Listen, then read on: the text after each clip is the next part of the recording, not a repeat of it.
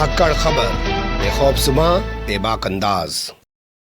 धाकड़ खबर के news room से मैं आपके साथ हूं अकरम रईस खान। जब नारे लगाने की बारी आती है तो कहते हैं कि अब नहीं होगा नारी पे अत्याचार, अब की बार मोदी सरकार, और जब सत्ता में आ जाते हैं तो कहते हैं कि बेटी बचाओ बेटी पढ़ाओ, उसको भी एक नारा बना देते हैं। लेकिन जब काम करने की बारी आती है तो कुछ नहीं करते। संयुक्त राष्ट्र यानी कि यूनाइटेड नेशन से आवाज उठी है सुल्ली डील ऐप को लेकर, लेकिन मोदी सरकार जो रात दिन मंच पर खड़े हुए उसके नेताओं को देखेगा, खुद प्रधानमंत्री अमित शाह, जेपी नड्डा, तमाम लोगों को देखेगा। मातृ शक्ति के चरणों में नमन करते हुए मैं अपनी बात को शुरू करना चाहता हूं।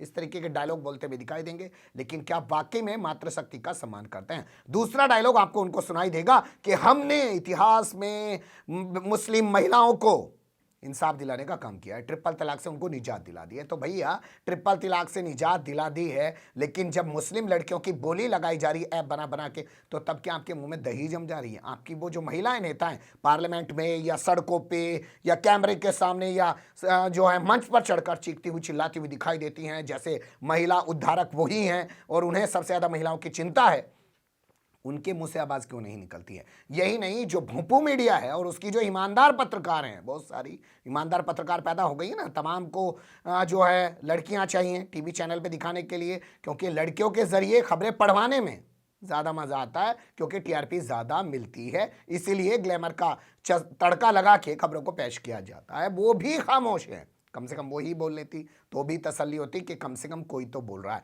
लेकिन कहीं से कहीं तक किसी को कोई फर्क नहीं पड़ रहा है। लेकिन यूनाइटेड नेशन से संयुक्त राष्ट्र से आवाज उठी, क्या उसके बाद भी मोदी सरकार इस पूरे मामले पर खामोशी बनाए रखेगी? आखिर कब चुप्पी टूटेगी प्रधानमंत्री नरेंद्र मोदी की या अमित शाह की? कैसे कैसे पूरा मामला सामने आया है, खबर को 5 हिस्से में आपके सामने रखने जा रहा हूं। चलते हैं खबर के पहले हिस्से की तरफ।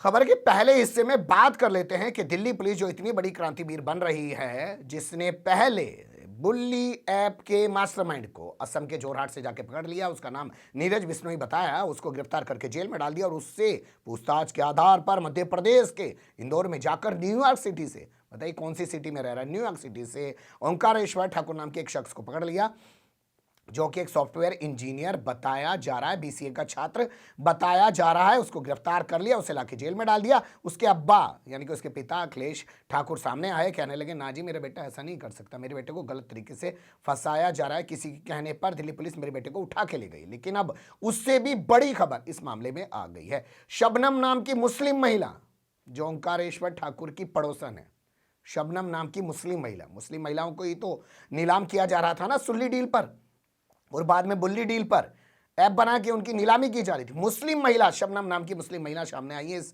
अखबार में छवि खबर के मुताबिक, और वो कह रही हैं नहीं जी ओंकारेश्वर ठाकुर ऐसा नहीं कर सकता, वो लड़का ऐसा नहीं है। और तमाम पड़ोसी भी इसी तरीके की गवाही दे रहे हैं जो इस अखबार में छपा है। तो क्या वाकई में दिल्ली पुलिस ने किसी को ऐਵੇਂ ही पकड़ लिया, उठा के जेल में डाल दिया? जिस तरीके के कारनामे करने को दिल्ली पुलिस जानी जाती है, आज के अखबारों में खबर छपी है दिल्ली पुलिस के हवाले से।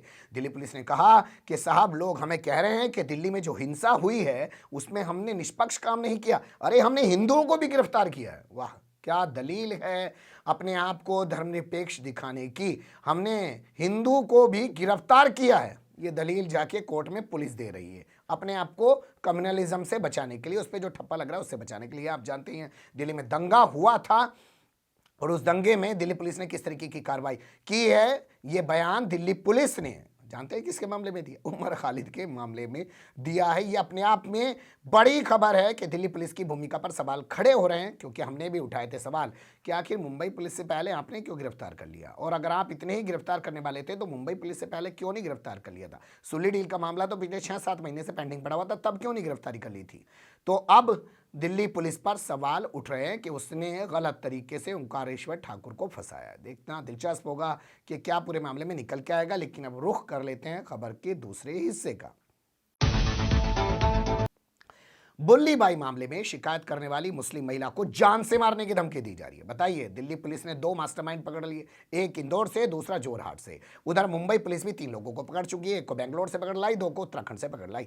लेकिन बावजूद इसके हौसले इतने बुलंद हैं गुंडों के, जो नीलामी कर रहे थे, ऑक्शन कर रहे थे मुस्लिम लड़कियों की, वो अब उस लड़की को धमकी दे रहे हैं जिसने इस पूरे मामले में एफआईआर दर्ज कराई है। पीड़ित लड़की ने मुंबई पुलिस से शिकायत की है और बताया है कि उसे जान से मारने की धमकी दी जा रही है। हो सकता है उसके साथ घटना भी हो जाए और पुलिस अपना देखती रहे, क्योंकि पुलिस तो हिंदी फिल्मों की तरह आखिर में जाती है ना, हैंड्स अप, जब हीरो पीट पाट के छेद के लिटा देता है विलेन को, तब उसके बाद पुलिस जाती है और गिरफ्तार करके उसको ले जाती है। देखना दिलचस्प होगा कि धमकी देने वालों को पुलिस कब गिरफ्तार करती है। वैसे हम उम्मीद कर सकते हैं कि जिस तरह की कार्रवाई करने के लिए मुंबई पुलिस जानी जाती है, उसने अपनी इमेज को आज तक धक्का नहीं पहुंचने दिया है।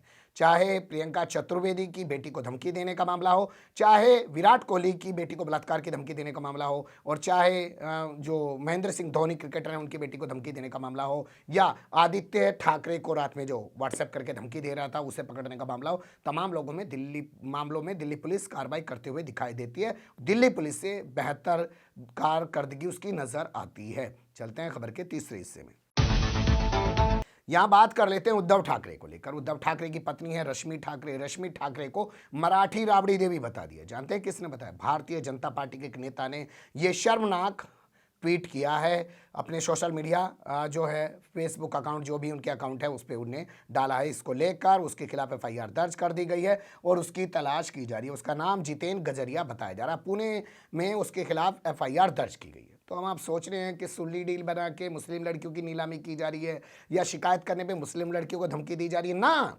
ये सोच जहां से पनपती है वो आपको समझना पड़ेगा। भाजपा आईटी सेल का नेता है ये, और क्या कह रहा है? रश्मि देवी को, जो रश्मि ठाकरे हैं, उनको राबड़ी देवी बताने की कोशिश कर रहा है, मराठी राबड़ी देवी, और जाति को लेकर भी अशोभनीय टिप्पणी कर रहा है। इसके खिलाफ मुकदमा दर्ज हो चुका है। अभी तक इसकी गिरफ्तारी होने की हमारे पास खबर नहीं है, लेकिन इससे पूछताछ की जा चुकी है। हो सकता है इसको गिरफ्तार भी कर लिया जाए।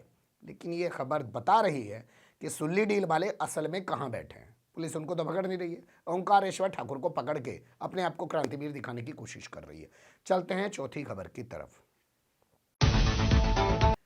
ये खबर हमारे पास आ रही है साइना नेहवाल से जुड़ी हुई। देखिए, सोच में जो सुल्ली डील बस गया है ना, वो सुल्ली डील सिर्फ महिलाओं के लिए नहीं बसा है। वो बुल्ली बाई ऐप महिलाओं के लिए, मुस्लिम महिलाओं के लिए नहीं बसा है, वो महिलाओं के लिए बसा है। ये आपको समझना पड़ेगा। साइना नेहवाल कौन नहीं जानता, इन्होंने पूरी दुनिया के अंदर टेनिस के मैदान में भारत का नाम रोशन किया है। प्रधानमंत्री नरेंद्र मोदी पर कथित तौर पर पंजाब में हुए हमले या वहाँ पे उनकी जान बच जाने को लेकर साइना नेहवाल ने ट्वीट कर दिया।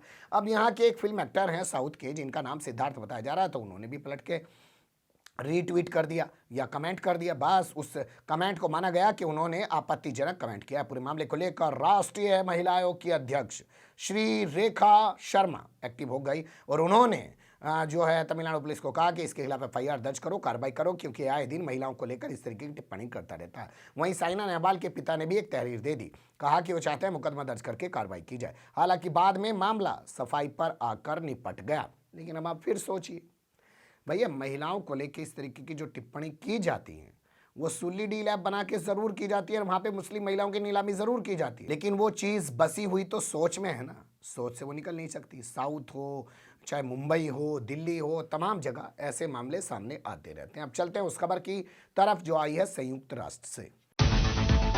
पूरा नाम आप संयुक्त राष्ट्र संघ पढ़ सकते हैं हिंदी के अंदर, और अगर इंग्लिश में आप पढ़ने की कोशिश करेंगे तो यूनाइटेड नेशन ऑर्गेनाइजेशन पढ़ सकते हैं, जिसे शॉर्ट फॉर्म में लोग यूएनओ भी कहते हैं। तो संयुक्त राष्ट्र के एक विशेष अधिकारी हैं, जिन्हें आप कह सकते हैं कि एक स्पेशल ऑफिसर हैं। नाम जो उनका छपा है अखबार में, डॉक्टर फर्नांडे वोरेनेस। डॉक्टर फर्नांडे वोरेनेस उनका नाम छपा है और उन्होंने कहा कि जिस तरीके से भारत में जिनेवा से बयान जारी किया गया है, इस अखबार में इन खबरों में छपी हुई खबरों के मुताबिक मैं आपके सामने रख रहा हूं कि जिनेवा से बयान जारी किया गया और उसमें कहा गया है कि जिस तरीके से भारत में ऐप बनाकर मुस्लिम महिलाओं की नीलामी की जा रही है, वो दिखा रहा है कि ये वही सोच है जो आजकल भारत में खूब पनप रही है कि घृणित भाषण, घृणा वाले भाषण, घृणा से भरे भाषण जो बोले जा रहे हैं, ये उसी तरीके का मामला है। इसकी निंदा की जानी चाहिए, इसका विरोध किया जाना चाहिए। आप जानते हैं कुछ ही दिन पहले पाकिस्तान के प्रधानमंत्री ने धर्म संसद वाले मामले को उठाया और इन तमाम मामलों को उठाया और इंटरनेशनल कम्युनिटी से अपील की कि वो इसकी निंदा करें और इस पूरे मामले में नरेंद्र मोदी सरकार के खिलाफ सख्त कार्रवाई करें, क्योंकि नरेंद्र मोदी सरकार इस पूरे उपमहाद्वीप की शांति के लिए सबसे बड़ा खतरा बन गई है। वो भारत में अल्पसंख्यकों पर अत्याचार कर रही है, इस तरीके के आरोप उन्होंने लगाए थे। उसके बाद ये पहला रिएक्शन यूएनओ की तरफ से आया है। बहुत बड़ा रिएक्शन है। क्या इसके बाद भी मोदी सरकार खामोश रहेगी और सिर्फ नारे लगाएगी और मंच पर चढ़कर मातृशक्ति के चरणों में नमन करते हुए मैं अपनी बात को शुरू करना चाहता हूं? ये डायलॉग गढ़ेगी और सिर्फ जुमले बनाएगी या सच में कुछ करके दिखाएगी? इंतजार रहेगा। आप बने रहिएगा धाकड़ खबर के साथ। फिलहाल कमेंट्स के रूप में आप लोग अपनी राय दे सकते हैं, खबर को लाइक कर सकते हैं, चैनल को सब्सक्राइब कर सकते हैं और ज़्यादा से ज़्यादा हमारी खबरों को शेयर कर सकते हैं। फिर ऐसे ही किसी सुलगते हुए या उलझते मुद्दे लेकर मैं आपके सामने हूँगा हाजिर। फिलहाल अभी मुझे दें इजाज़त।